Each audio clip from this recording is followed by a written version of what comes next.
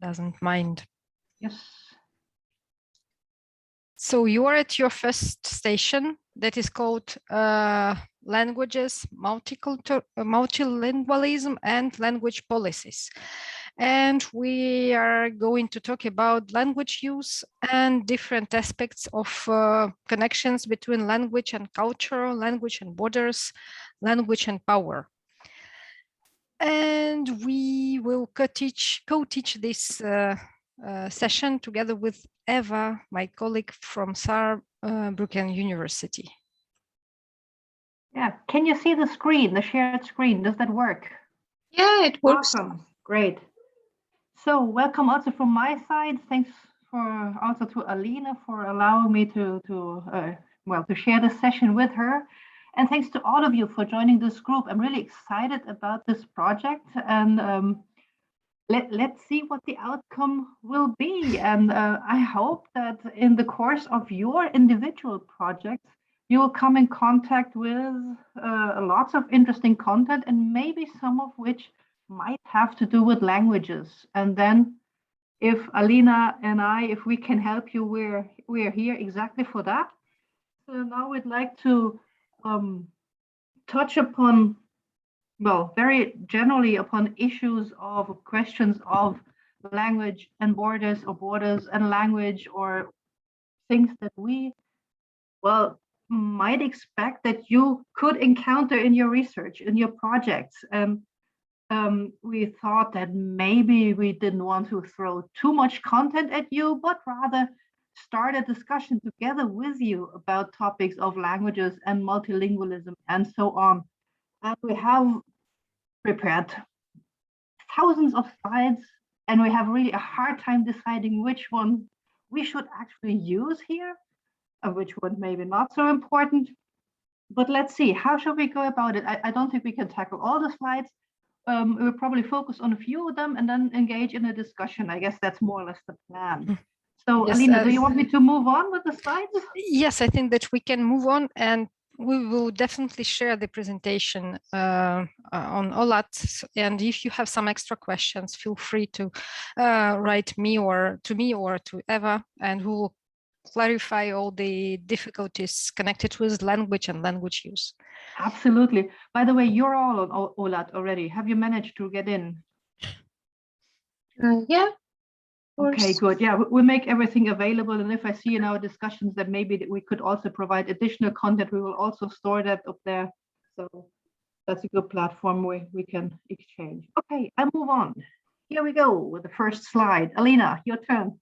Yes, at first I would start with the personal question. I would like to know a little bit more about you, and to know what languages do you use, and the language use, is it different in different contexts? For example, when you talk to your family or to your teachers or to your friends, or when you are, for example, in some public institution, do you use other language? And maybe just few words about your language use, your personal knowledge about the language and the language that you use.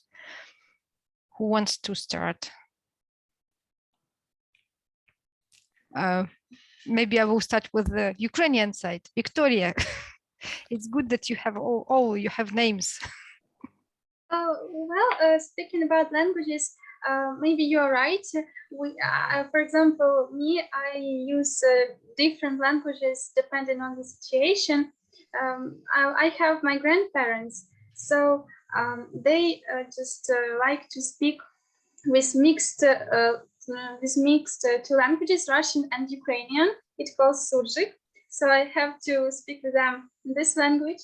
At the university, I just have to speak Ukrainian and sometimes English, because we have English lessons and we have to do this. But with my friends, it is possible to speak Russian. And I think that knowing such languages, not of course very perfectly, but knowing them allows me to read different books and watch different movies in my daily life activity. Thank you.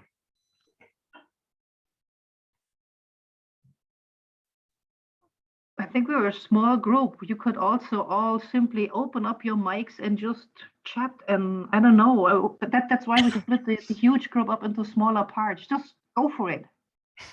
Okay, I can continue. I don't know. For me, the language I use the most are French and German. So because at home, since my father is French and my mother German, we speak kind of both languages in a mixed way. And here in Saarbrücken, I also use both languages because most of my friends are bilingual, or I also can speak and understand both languages. And in the university, the English language comes additionally. And yeah, in movies or TV shows, I also watch in Spanish or English. Thank you. Alina? So yeah, maybe I will next. So at home I use two languages, Ukrainian and Russian. And with my friends, I have friends that speak Ukrainian and Russian. They are also like bilingual. And with my teachers, of course, I use English if they are English teachers. And also I use Spanish because we have a Spanish teacher and he prefers us to speak only Spanish, not English, not Ukrainian, but if we have some problems, we can use Ukrainian. So that's it. Okay, thank you. Thanks. Maybe I can have a little comment before I start telling about my language use. What I find interesting is that between Victoria and Alina, Victoria, you said that you speak Russian, Ukrainian, and this combination of the two that you considered as a separate language. But from Alina, I didn't hear that. So I'm very curious to hear from the Ukrainians. Do you consider that as a separate language, this mix of Russian and Ukrainian, or do you just consider it as this mix of the two? Yeah, it's a kind of very confusing question, even for us, the Ukrainians, because actually it's not kind of an official language, Surzhyk, but we use it in our everyday life activity because our old generation is used to mix these two languages from their youth. So it's kind of the mix of two languages. So we are used to this. I think it's because of Russian influence on Ukrainians and on Ukraine. There was always Russian influence, Russian invasions, if we can say like that. And you may meet people in Ukraine that speak only Ukrainian, but Russian is also a very widespread language. It's like the second, I don't think second, but maybe first language, like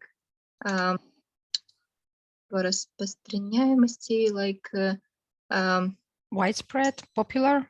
Yeah, it's very popular, yeah, and you may might meet more people that speak Russian and not Ukrainian, or the mix of these two languages. Can I add a little comment? Actually, it's an example of very successful language policy. The presence of Russian language in Ukraine, because during the years of Soviet and Russian domination of Soviet Union, Ukrainian was deliberately destroyed, eliminated from public areas, from cultural area, from administrative area, from area of negotiations. And now we see this presence of two languages that try to dominate over each other. But this situation was created artificially due to language policy of Soviet Union. So and the Surzhyk that we call it's more like oral dialect. There is no written variant of Surzhyk of this dialect. Only when we speak, we can use this. And what about you, Jordi? That's super What languages do you interesting to me. speak?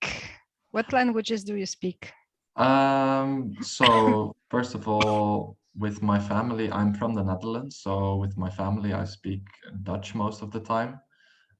But my girlfriend is from Lithuania. So with her, I speak English or actually Norwegian, which we also both speak. And with my friends, now that I live in Saarbrücken, but also before, I can speak English, French, or German. So that, and the same goes for university. It's either French, German, or English. Thank you. We have also Vladislava.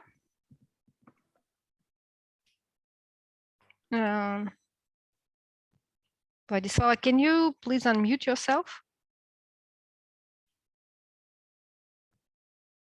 I think there are some problems with internet connection. Ksenia, maybe you can say a few words about your language use? Yes, I can. As for me, I usually speak Russian. With my parents and friends, I also speak only Russian. But at the university, I speak Ukrainian and sometimes it's English and German. Wow, very interesting. We don't have bilingual here, students. We only have trilingual and fourlingual people here. Eva, what about you? What languages do you speak? My turn now. What about you? What languages do you speak? Sorry, I was struggling here because I couldn't find where to access my mic. This was where I was clicking around a little bit.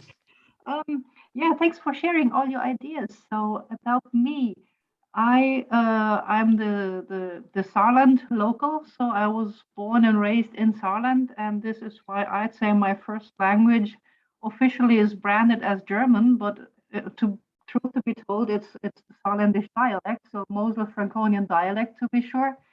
And I grew up with my parents discussing linguistic differences, and they meant that they both come from villages that are 5 miles from each other, and they discuss the differences in their dialect. So nevertheless, we're very close to the French border. So French was the first foreign language that I was taught in school. And nevertheless, I remember when I grew up in the streets, as kids, we used to play soccer, and there were all Italian kids around me. So we used to play Juventus against Sampdoria, for example. So I really wanted to learn Italian, and this is why then at a certain point I decided to study Italian and English, and I became a translator. And today I move a little bit between these languages. So I'm at university, we work with English, German, and French. I have a company together with my colleague, a translation company, and she's Italian, so we mostly speak Italian. And yeah, very often we mix a little bit of everything together. So that's the main thing, I guess. Wow. Alina, you also want to share? Yes, I'm also fortunate, and as I speak many languages, for sure I'm bilingual, Russian, Ukrainian, because my grandparents, they communicated only in Ukrainian, and my parents, they were Russian speakers. So from the very young age, I already spoke these two languages, and for me, there was no difference between them. It was very natural code switching, depending on the people who are around me. And then at school, at the university, I also studied French, English, and Spanish. And now I'm teaching French and Spanish in the university, and I use English as my work language. So also 5 languages. My daughter says me that you are also learning German with Duolingo, so six languages. Okay. And I have another question. We all shared our language experiences. Some of languages, they are native. Some of the languages that were learned. But maybe you can say or mention several factors that impact the language use of all these languages that you have. They are the language choice depends on what factors. Maybe you can just give me some key words. How do we choose languages to speak to this person or to another person? How do we do this code switching or language switching? For example, Victoria, you said that you speak Surjik, Russian, Ukrainian. When you meet new person, how do you know what language you need to use with this person? I pay attention on his or her first words, and then I choose which language I have to speak. But actually, as my language is native language is Ukrainian, so mostly I prefer to use Ukrainian language. Okay. Thank you. And we have also Vladislava who joined us a little bit later. Yeah. So I mostly speak at home. Mostly we speak Russian, and with friends we speak also Russian. Maybe sometimes Ukrainian. And if I know that a person know some German or Chinese, as I study this language, so we can also speak these languages. And I pay attention to the greetings, as Vika said. So if the person started to speak Russian or Ukrainian, that's why I will also speak the same language as the person. The first encounter is very important when we see and Yeah. understand where where is the person from. And as for now, we talked about more about personal sphere. And if we talk about public sphere, for example, Georgie, you said that you also speak at least 3 languages. When you need to talk to somebody unknown in public institution, how do you choose your language to speak with the person? Yeah, I was already gonna comment on that, because now we're mostly talking about how you're talking to people that are already talking to you, but what do you do when you have to initiate the contact? And actually, what I realized is that I base it on where I am, like geographically.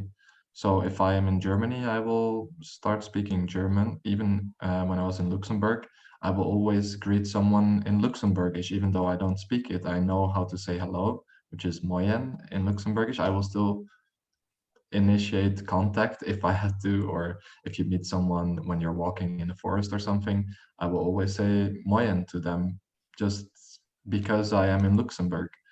And then if there's more contact and you start speaking more to each other, then they will soon find out that I do not actually speak Luxembourgish, and then we have to find another common ground.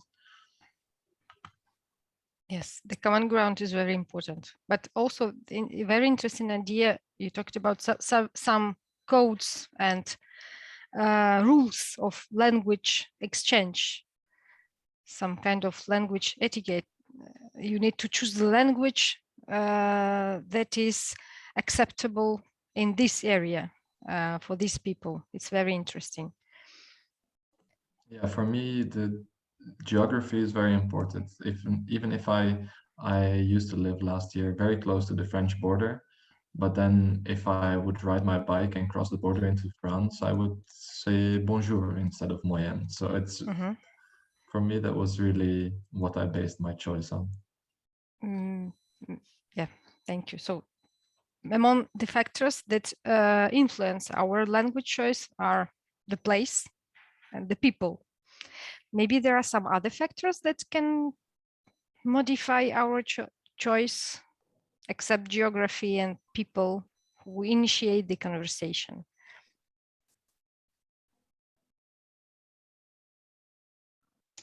Maybe some gestures. So some nations, they have their own gestures, like to say hello.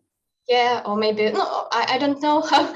I don't know some examples, but sometimes. So in China, people, they like Bow. no, yes, and I think that some gestures they also can help you to understand from which country is the person, and that's why you can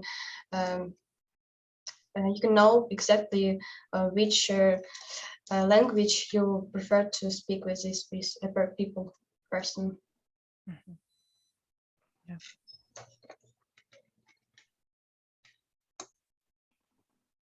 Maybe somebody else wants to add some comment.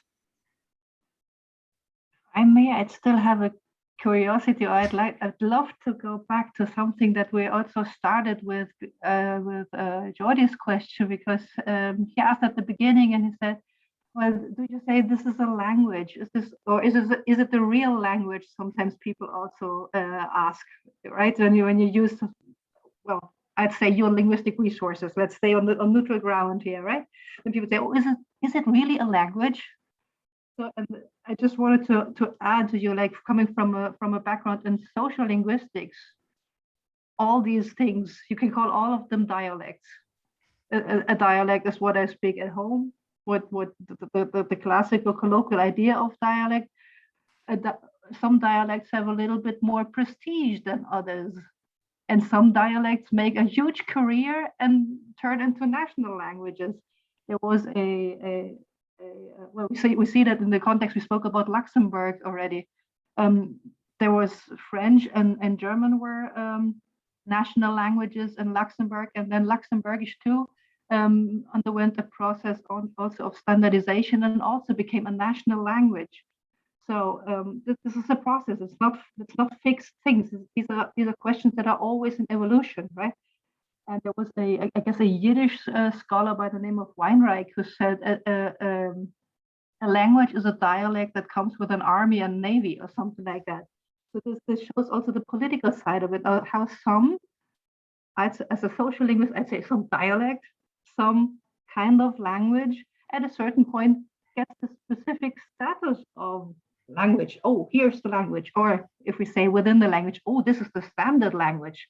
Don't you speak here like, I don't know, people from the suburbs. Don't you speak like the peasants in the street or whatnot. Yeah, speak like proper standard language. You're familiar with these statements, aren't you? You have heard them before. You say, yeah, don't speak like this here. We are at university. Come on. So you see how they're all different possibilities that we all have, but some of them have a little bit more prestige, and then they make a career within the specific setting that they come up, right? So I just wanted to add that, because that's what really is fascinating about language, I think, right? Because I mean, we all use it, we all use language, we come in contact with it constantly, yeah? And we learn at a very early age, maybe this one here is preferable in the context, maybe this kind of language is not such a good idea here, and we're constantly also taught values and attitudes about language. So I love to focus on that. I think this is really telling. It goes from using entire languages, which languages are very much appreciated. We're using here English as a lingua franca, so people are expected to learn English in all the countries where we're in, I guess, right now. Say, oh yeah, if you want to work on an international level, learn English, right? Other languages are sometimes also considered a bit. There were people who were scared when they saw something written in Arabic. They said, "Who? What's that?" Yeah, so there's lots of different attitudes about language, and I think that is fascinating. And if you focus now on issues of language and borders, that is surely something also that you might come into contact with. And you can ask yourself the question, where does this politics play a role? What about the prestige here of the specific language, dialect, code, whatever we might call it? So these are things, and that maybe they will tell you again.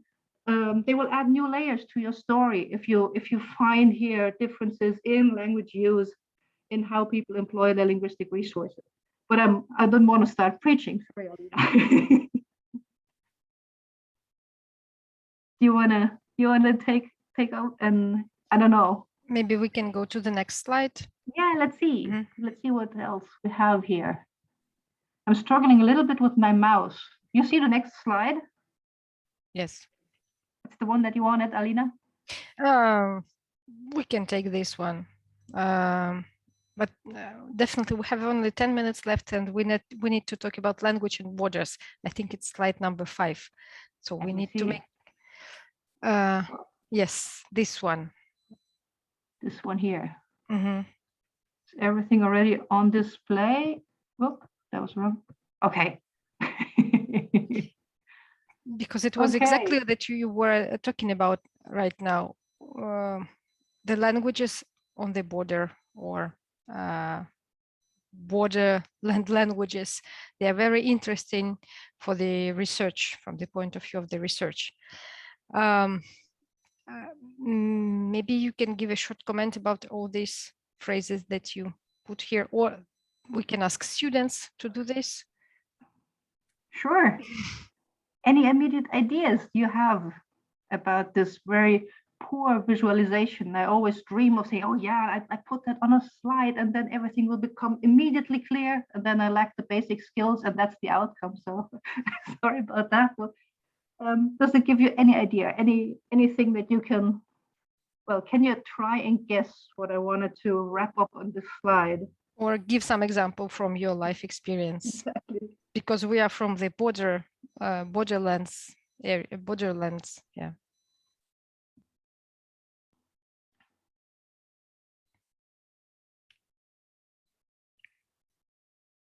I think from this visualization it becomes quite clear that you can look at language and borders from both of these perspectives. First of all, from the language perspective, that you put a language on a border.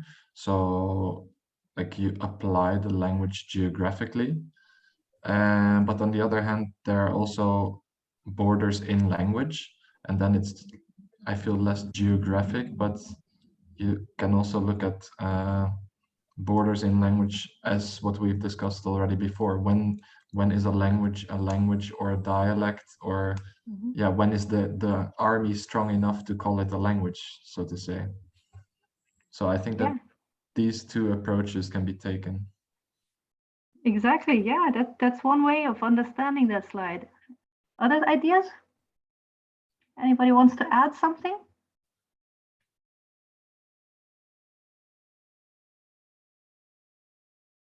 Victoria, you're smiling. Does that mean you have an idea about this, or have to be quiet about it and just listen what the others have to say? I just don't want that my idea look fully.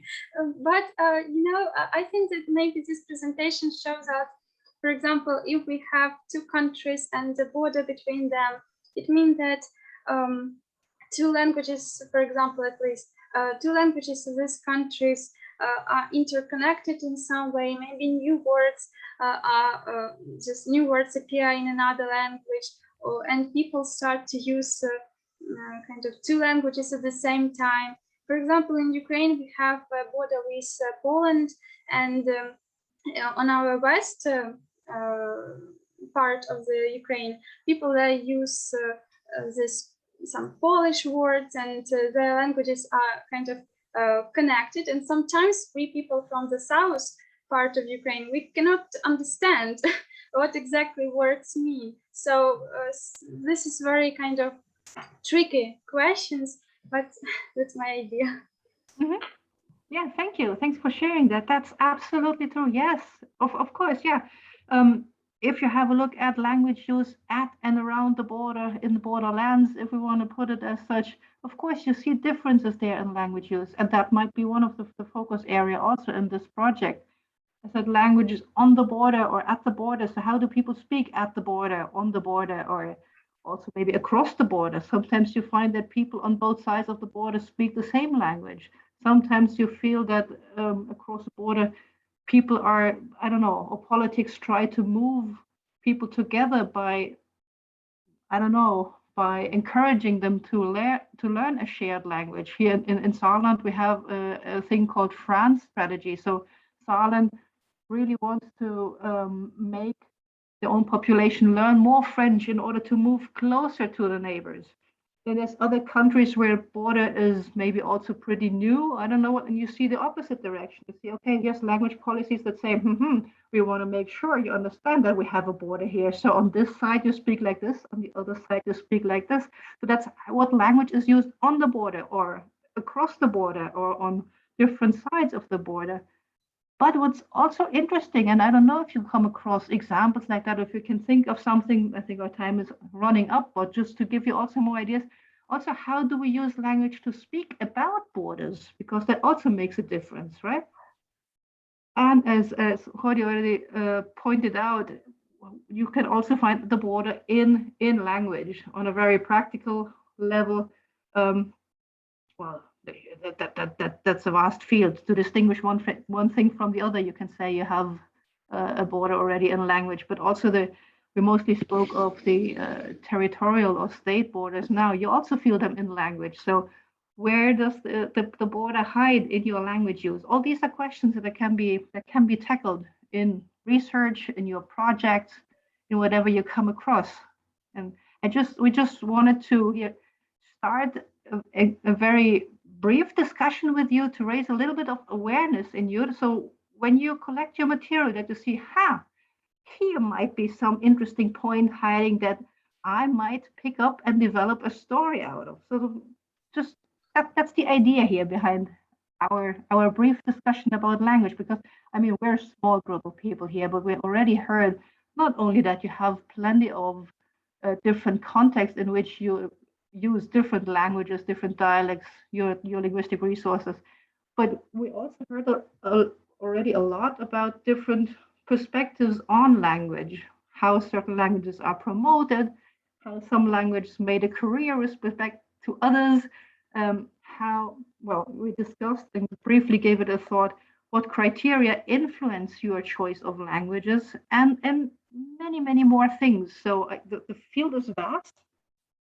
And we wanted to give you a very short glimpse into this huge field. And if you think that this is something that you might develop further in your project, well, I'd be more than happy to help you with anything. And I think Alina too. So yes. Let's see what you find and let's see how we can help. Just wanted to add a little comment that you shouldn't be limited to languages that you know, because, for example, our south region of Ukraine is also the area where you can find a lot of minorities, language communities, for example, Bulgarian or Tatarian. So you can also go beyond the languages that you already speak or know and study, for example, the border in language, but working with, for example, language barriers or the interactions between language minorities that exist in our south region. The same, I think, works for the region of Saarbrücken University. Yeah, there are a lot of cultures that interact and at the same territory.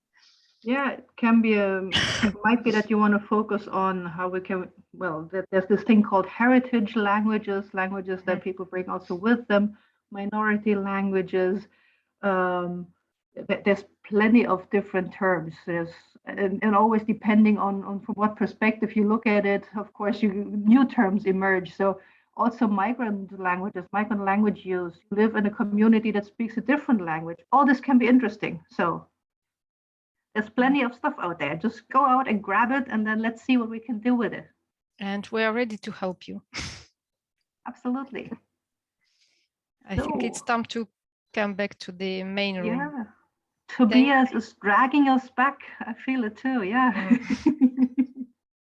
Maybe you have one quick question or comment. We still have 83 seconds. Everything was clear. Thank you. It was very interesting.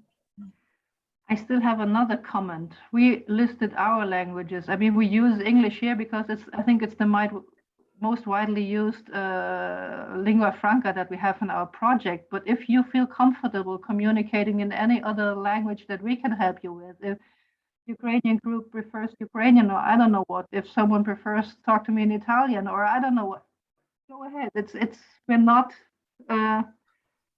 obliged here to stick to English. So just whatever helps you and what makes you feel good and what helps you in your project, okay? Yeah, or a mixture of everything, preferably. We won't give any preferences to any language. Exactly. We are totally multilingual. Time to wave goodbye here. 20 seconds. This is a bit scary, this countdown, right? You think, oh, what's going to happen now? And thanks for sharing all your experiences and your situations with us. I really appreciate that. It's the best part of teaching, I have to say. Yeah. Thank you too. Thank you too. Okay. You're welcome. See you. Oh.